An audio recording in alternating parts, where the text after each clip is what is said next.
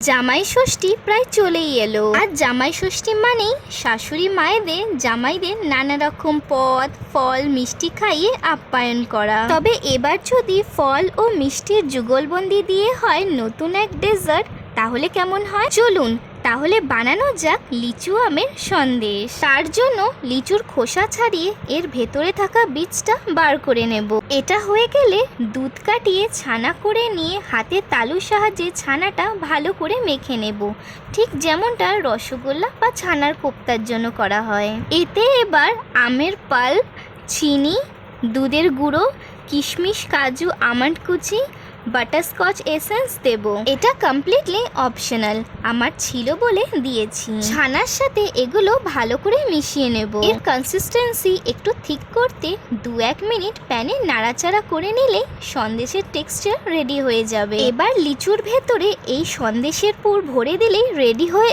1 second. জামাই ষষ্ঠী বলে কথা, প্রেজেন্টেশনটাও ইকুয়ালি ইম্পর্টেন্ট। আমায় মাস্টার শেফের ভূত ভর করায় ম্যাঙ্গো পাল্প দিয়ে বেসটা স্টাইল করার বৃথা ট্রাই করব। এর ওপর লিচুর সন্দেশগুলো পরপর প্লেস করে দেব। ওপর দিয়ে কিশমিশ দিয়ে আবারও ক্রিয়েটিভিটির প্রমাণ দেব। তৈরি আমাদের ফল মিষ্টি সহযোগে এবারে জামাই ষষ্ঠী স্পেশাল ডেজার্ট। আপনারাও এটা বানিয়ে আমাকে কমেন্ট করে জানাবেন আপনাদের কেমন লাগলো।